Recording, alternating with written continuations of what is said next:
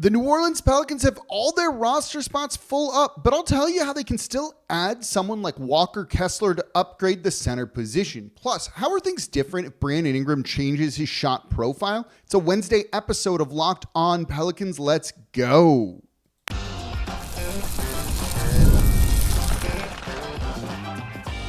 You are Locked On Pelicans, your daily New Orleans Pelicans podcast, part of the Locked On Podcast Network. Your team every day. Welcome to another edition of Locked On Pelicans, the daily podcast covering your favorite team, the New Orleans Pelicans in NBA, part of the Locked On Podcast Network. Your team every day, available wherever you get your podcasts and available on YouTube. I'm your host, Pelicans Insider, credential member of the media, Jake Madison, at NOLA Jake on Twitter. Here with y'all on this Wednesday. We are going to be Tuesday, Wednesday, Thursday this week here. We got a big show because I kind of went all over the place trying to plan this one out and figuring the angle I wanted to take when it came to Matt Ryan re-signing with the Pelicans and what it means for them trying to upgrade the rest of their roster, because it does create a couple of issues potentially, but then miraculously saw a piece of news that was important and it opens things up. We'll explain how re-signing Matt Ryan, because we have an update on what his contract is, doesn't preclude the Pelicans from making other moves like I thought it might. So that's going to be in today's episode of Locked On Pelicans. Then we're going to look at Brandon Ingram in segments 2 and 3 of today's show. So let's get right on into it. Oh, first and foremost, thank you for making Locked On Pelicans your first listen today and every day. We're here Monday through Friday, the number one Pelicans podcast covering everything you want to know about this Pelicans team. So please subscribe wherever you get your podcast.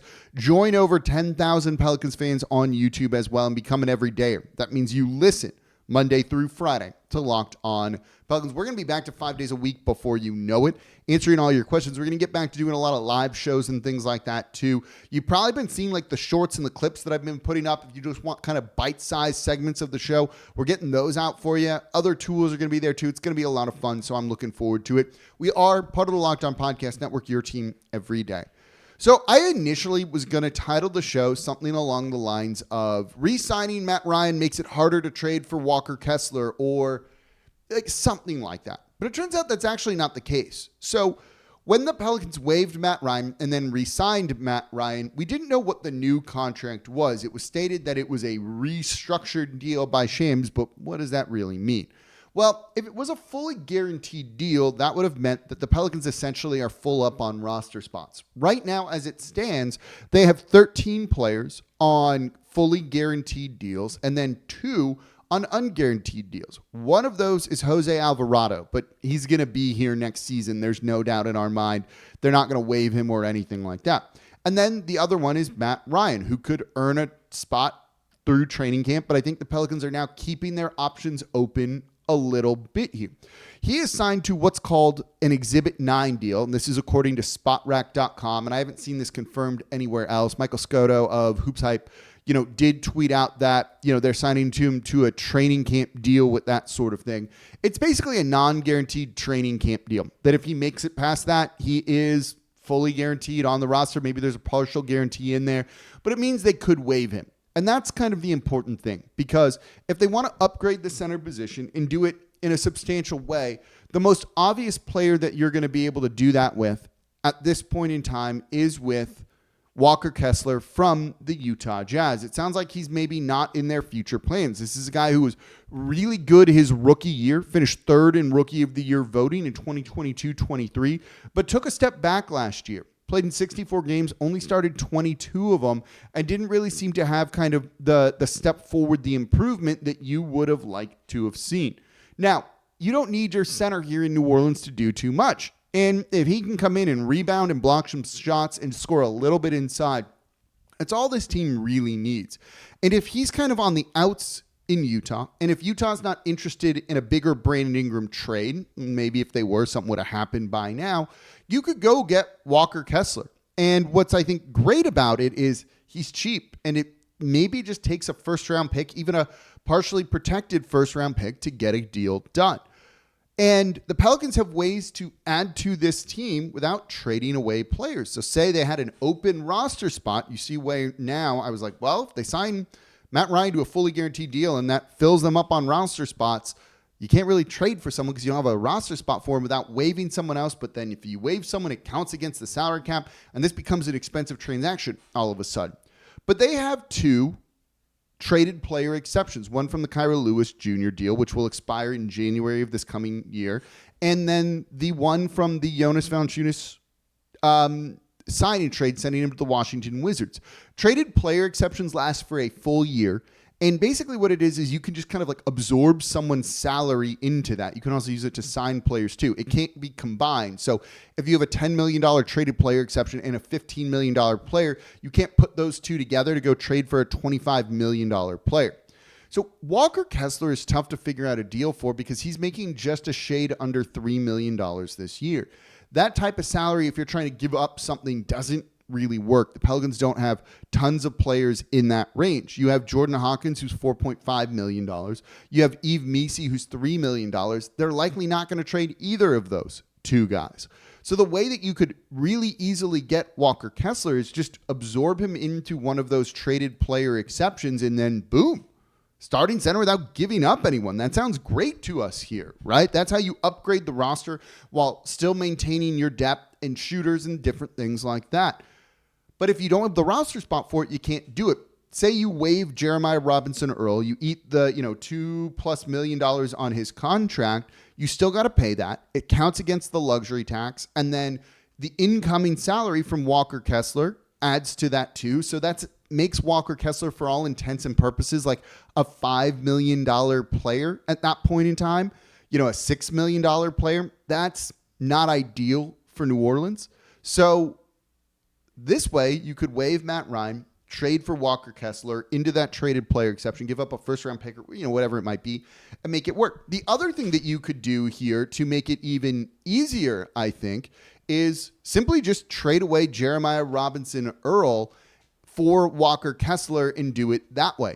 You can easily make that work under the rules of the collective bargaining agreement and then just trade away a guy, bring in Walker Kessler, and then you still maintain a guy like Matt Ryan with the shooting ability that he has if you want him on the roster for that cheap shooting, which is always a valuable thing, even if Matt Ryan wouldn't get minutes. But at least it's insurance there for Jordan Hawkins, for Javonte Green, and I don't think that's a bad idea. So I would try and move Jeremiah Robinson Earl and a first-round pick for Walker Kessler rather than absorbing him into the traded player exception and waiving Matt Ryan. Because, look, if you get Walker Kessler, you have Eve Messi, you have Carlo Makovich, you have Daniel Tice. There really isn't a spot for Jeremiah Robinson Earl unless you want him to play more of that Larry Nance Jr. role, which he kind of did last year, but he didn't particularly succeed in that role. That was a guy who was on a 2-way deal that got upgraded too. So there's ways to upgrade the center spot if it's Walker Kessler because he's cheap enough, and they still have the flexibility to do that when for a second it looked like, well, maybe they weren't going to. So I'm happy to see that they've maintained that flexibility rather than losing it for a guy in Matt Ryan who likely wasn't going to be playing significant minutes anyway. Do you want to trade for Walker Kessler? Do you think that's the move? Let me know in the comments down below. So coming up next, let's talk Brandon Ingram. Is he likely going to be on the roster? Is there another trade out there for a center? Let's break that down. And then in the third segment, how does kind of his situation, his narrative change if he plays better, not plays better, but changes his style of play is the way to put it. That's all coming up here next in today's episode of Locked On Pelicans. Today's episode of Locked On Pelicans is brought to you by my favorite eBay Motors. I work on all my cars. They're all driving well and looking good, sounding good because of eBay Motors. Whatever you're looking for to maintain your vehicle or level it up to peak performance, that's a supercharger, roof rack for utility, LED headlights to see better in the night, whatever it is, speed, power, style, eBay Motors has you covered. And the main reason I shop there is with over 122 million parts for your vehicle, you're always going to find exactly what you're looking for. Got a 50-year-old car, I got a current car, I can get the parts all on eBay Motors, no problem. And with the eBay Guaranteed Fit, your part is guaranteed to fit your ride every time or your money back. Been there with other places where the part doesn't fit and then you're kind of stuck out and it's not a great position. And the prices are also great at eBay Motors. You're burning rubber, not cash. So keep your vehicle alive and on the road over at ebaymotors.com. Eligible items only. Exclusions apply. eBay guaranteed fit, only available to U.S. customers. And thank you for making Locked On Pelicans your first listen today and every day. We're here Monday through Friday, the #1 Pelicans podcast covering everything you want to know about this Pelicans team. So please subscribe wherever you get your podcasts. Join over 10,000 Pelicans fans on YouTube as well. And now for your second listen, the Locked On NBA podcast. I'm actually on there today, every single Wednesday. There's no offseason in the NBA, and Locked On NBA provides daily basketball analysis from national and local experts in 30 minutes or less. No one keeps you as informed or entertained as Locked On NBA, available on YouTube or wherever you get your podcasts. Part of the Locked On Podcast Network, your team every day. So let's shift gears from talking about trades to someone who's likely going to be here next year. And you know what? I'm okay with it. I'm okay with it, and I'm starting to kind of buy in and get myself excited about what it could look like next year. And we'll get into what it could look like more in the next segment here of the Locked On Pelicans podcast. But let's talk about Brandon Ingram and why I'm okay with him being here next year.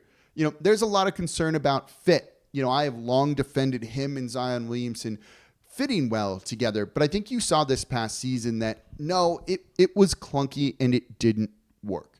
You know, they went through a couple different phases this past season where they were going with a Zion-less approach, where Zion even publicly said, he's like, I'm kind of getting used to this new role. It's different. I'm struggling to fit in, but I'm trying my best. Then they started to get back more to Zion. You know, then Zion missed time and things fell apart in the playoffs. And Brandon Ingram was kind of along for the ride. You know, they wanted to put the ball in his hands, have him be a creator, a facilitator. But that didn't work too well because he just doesn't have the court gravity of someone like Zion Williamson. So, you know, he kind of rode the wave with that too. Some of that was his fault. Some of it was on the changing of the role and those sorts of things. But, you know, now when you look at this team with DeJounte Murray on it, I'm okay with all of this, right? Like, it's very clear at this point that the ball is going to be, with the starters at least, out of Brandon Ingram's hands. It's going to be in the hands of Murray. It's going to be in the hands of Zion. It'll be in Ingram's hands too. Don't get me wrong. But he's going to have to fit into more of like an off-ball role, and we saw him struggle with that with Team USA in the FIBA World Cup just 2 years ago, or an off-season ago. Wasn't great, but he's a talented player. And I do think, you know, the pendulum has swung a little too far on like the hate that Brandon Ingram gets. Is he a perfect, complete player? No. Is he a max guy? Like, that is a very clearly a no as well. But this is someone who can still go and get you 25, 5, and 5, even if he doesn't average those exact numbers. You know, not many players can average, you know, over 20 points per game and do it on pretty solid usage, which he did. If he tweaks his style a little bit, and we'll look more at that in the next segment, things really improve for him. But you need guys that can score. And Brandon Ingram has done an admirable job of when Zion Williamson has gone down, and that's still a very realistic possibility for this team that he, you know, Zion misses time with injury. Ingram filled in a couple of years ago when they took the Phoenix Suns to 6 games in the first round. There was a Brandon Ingram-led team. Now, they were under 500, so they weren't elite or good, and the West was a little bit down at the bottom that year. And they traded for CJ McCollum midseason, which gave them a boost, and they got a little bit lucky in the play-in tournament. But Ingram still kept them in contention even for the play-in tournament, and that's, frankly, an important thing. So having a guy that can do that is great. You know, I've talked about DeJounte Murray as insurance should Zion go down. You can still try and run your offense and create for others and create good looks and score some points, which they haven't always been able to do. Ingram's, you know, still insurance too. So let's not say that he's a bad player. And there's ways that you can stagger your stars, stagger your rotation, where he kind of gets his time to shine and it's go Ingram time. So there's opportunities for that too. And so that's one of the reasons why I'm not like they need to get rid of him.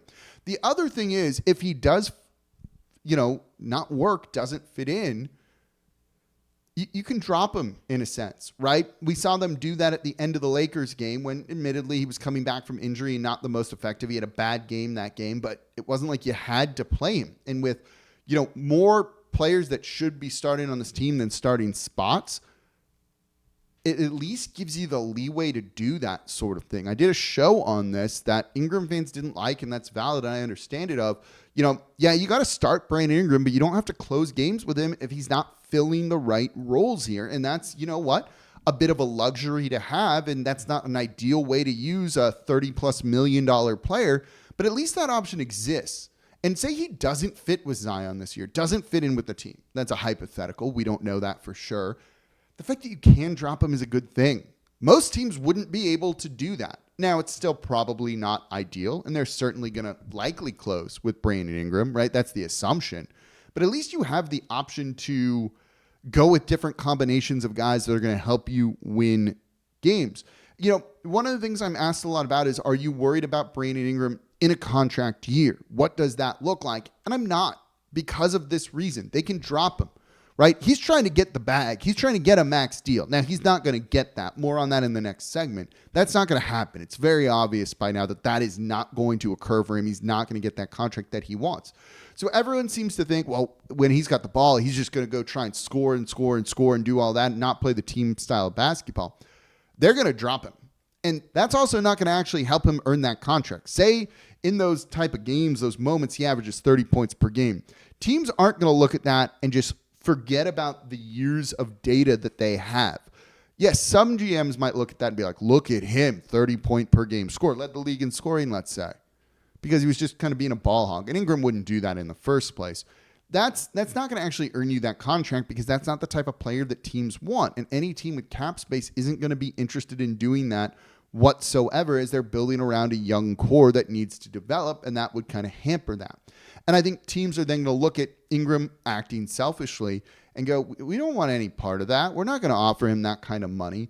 So ultimately, I think he's going to realize that. And I do think he wants to win and wants to win here in New Orleans, and that might kind of come at the detriment of that I'm not really worried about him doing anything like that. I don't think that actually ends up getting guys paid in free agency or in the offseason and get him the contract that they want. If this team loses games, but he's averaging 30, New Orleans isn't going to, reward him with a new contract that's a max deal at the end of next season. So I do think because of this, New Orleans has a lot of leverage over Ingram, and you can go into this season and kind of play it out and almost force him to try and fit in, or take the risk of, kind of catching a bad rap around the league a little bit here, I think. And that's going to tie in to the next segment here on today's episode of Locked On Pelicans, where we want to talk about what happens if Ingram changes his play style. But because there's just no real suitors out there and no one wants to offer him that money, his best chance of getting a big, rich contract is actually here in New Orleans. And no, it might not be, the $208 million deal that he was hoping for, but he can still get paid close to $40 million per year, and that's not a bad thing. And even if you're a complimentary guy, teams in free agency, there's going to be 4 or 5 teams, 6 teams with money to spend in free agency next year, if that.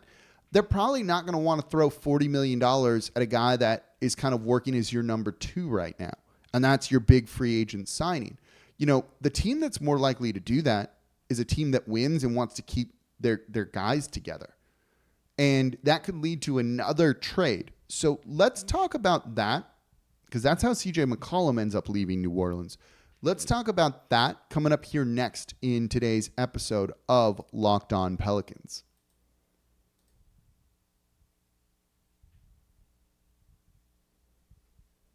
And thank you for making Locked On Pelicans your first listen today and every day. We're here Monday through Friday, the #1 Pelicans podcast, covering everything you want to know about this Pelicans team. Go check out the shorts on Locked On Pelicans. We're going to have a lot more of those throughout the season. I got a real great way to kind of create those and do other things with it. So that's coming up here more throughout the year. You're going to get more content, more videos here on the Locked On Pelicans podcast, part of the Locked On Podcast Network, your team every day. Now, for your second listen, Locked On Saints. It's cut down day. 53-man roster. We know who's on it. Ross Jackson, Locked On Saints, making sense of everything black and gold. Any surprise moves? Not really, but maybe 1 or 2. He's got you covered over at the Locked On Saints podcast, part of the Locked On Podcast Network, your team every day. Make them your second listen today. So let's get into what happens if Brandon Ingram plays well this year. And by plays well, I mean fits in with this team a little bit better than he has. Still gets close, probably averages over 20 points per game, but shoots more threes, less mid-range jumpers, less isolation, just more team-style basketball. Let's just say, hypothetically, he does all of those things. And I think there's reasons to believe that he will. He definitely seemed like a guy who was doing some, introspection at his end-of-season media availability. He didn't shy away from questions. His big thing was like, if you want me to shoot threes, get a point guard, essentially. They did that. They've kind of taken the excuses away from him, in a sense, and I like that. That's smart kind of front office work by the Pelicans, in my opinion. So say he fits in, works off ball in a way that we've never seen him before, and it just all goes great, and the Pelicans win. They're the 6th seed, the 5th seed. They avoid the play-in tournament. That's how he's going to get paid. That's how he's going to get paid, and it'll be here in New Orleans. If you win games and he's your second best player, your third best player, and you feel that the West is wide open and you can make a run next season because Zion was healthy this year, Ingram really fit in, they're not going to just let you go. They're going to overpay. They won't give you a max deal, Brandon Ingram, but they'll pay you $42 million a year. I believe that. We looked at what's a real fair contract for Brandon Ingram. This was a show a couple weeks back for the everydayers. You already know this. It's around 20-25% of the salary cap. And if you give him those 8% raises in there, which he would get, and the salary cap goes up by 10% every year, it's like you're beating inflation essentially with that. He's losing out on inflation in a sense with that. That's a good contract for New Orleans. That means that percent of the salary cap actually decreases that he takes up every single year. That's a good position for New Orleans to be in. If he's making threes, if he's spacing the court around Zion, a complimentary player, while still getting his, it's not like he's going to get reduced to a 15-point per game guy or anything like that. He's going to get $40+ million. Teams with money to spend in free agency next year, we can kind of pull it up preliminarily right now. I don't know if there's teams that are going to pay him more than that. And so if that's the case, fit in here and get the most money possible, and it's going to be New Orleans. Other teams can't go over the cap to sign Ingram. New Orleans can, right? The team that's likely going to give him money next year is going to be the New Orleans Pelicans, if that. So when you look at some of these teams here, I'm looking at the cap space. There's not many once you get into like the actual cap space when they need to re-sign certain players and things like that, right? Like, are you going to go to Brooklyn? Probably not. You're going to go to the Wizards, who are going to have some cap space? Probably not. Detroit will, but they didn't want to make a move for you this year. Charlotte might. That's not a good position to be in, right? The Utah Jazz, they could trade for you now, and they're not. Those are the teams that are going to have money to spend really next year, and that doesn't look like it's going to be the right situation for him. So when you look at some of those teams, I don't think there's really a very realistic option for Brandon Ingram.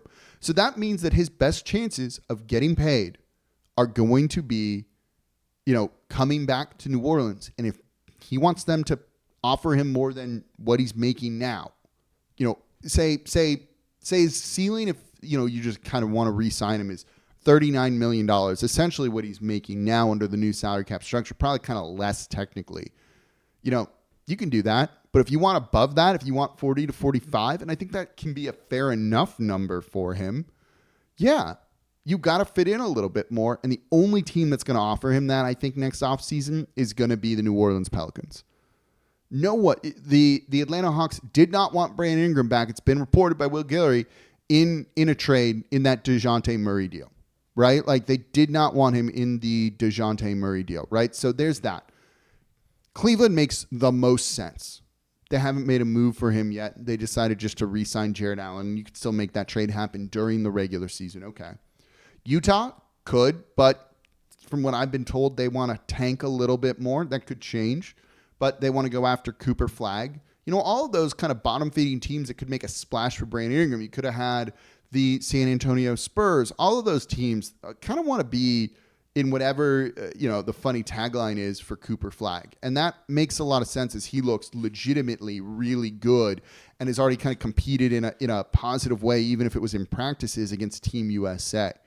Those aren't teams that are looking to add Brandon Ingram to, be a 30-point scorer on a bad team, and then you're stuck with that contract long-term when you truly feel like you're ready to compete. But here in New Orleans, where you don't attract, big-name free agents, Josh Hart's like, no one's excited to be traded to New Orleans, and we can move on from that, right?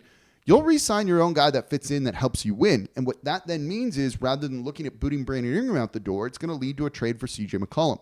I went on the Locked On Fantasy Basketball Show, part of the Locked On Podcast Network, your team every day, with Josh Lloyd. And he was like, give me a big hot take, a surprise. And I was like, CJ McCollum gets traded this season. When you look at trying to carry Brandon Ingram, Zion Williamson, CJ, an upcoming extension for Trey Murphy, DeJounte Murray, that's not a truly tenable situation. And while it seems like Ingram could be the guy out the door, maybe it's CJ McCollum later if you realize you have the shooting you need in Jordan Hawkins and from others. And if Brandon Ingram's taking more threes, that gives you less of a need slightly for CJ McCollum shooting, even though I think he was underrated last year. That's how CJ gets traded. And Brandon Ingram remains and gets his money. So if he changes his play style to suit this team a little bit more while still getting his and running another unit and all that, where he's kind of the man, so kind of the best of both worlds for at least the Pelicans, maybe not Brandon Ingram, he's going to get paid. Not $52 million a year paid, but he's still going to get paid more so than other teams are going to give him. I don't know, man. If that were me, that's what I would be taking a look at. And the Pelicans seem to have a lot of leverage over him when it comes to this sort of thing, because the writing feels like it's on the wall with what his future contract wants. And I said, we did it on a show. This is how you end up becoming a mid-level exception guy. You want to go into free agency next year and no one's going to pay you all of that. And all of a sudden, all of the money dries up and you're just stuck because the only way teams can sign you is with a mid-level exception, $12, $13 million a year. That's a dramatic drop-off from even $38, $39, $40, $41, $42 million that he could make here in New Orleans. That's not a position that I would want to be in. But I get it. If he wants the bag, maybe you got to bet on yourself. We'll see how that goes. Certainly hasn't gone his way thus far. So we'll end up seeing what happens with his contract situation. Right now, signs kind of point to, looks like he's going to be here next year. Whether that fit works or doesn't, I'm okay with it. I'd roll the dice on a talented player like Ingram, who seems to want to win, seems to want to be here. We'll see how the dice fall with this sort of thing. So that's going to do it for this episode of Locked On Pelicans. I appreciate y'all so much for listening. As always, I'm your host, Jake Madison, at NOLA Jake on Twitter. It's been the Locked On Pelicans podcast, part of the Locked On Podcast Network, your team every day. And I'll see y'all tomorrow.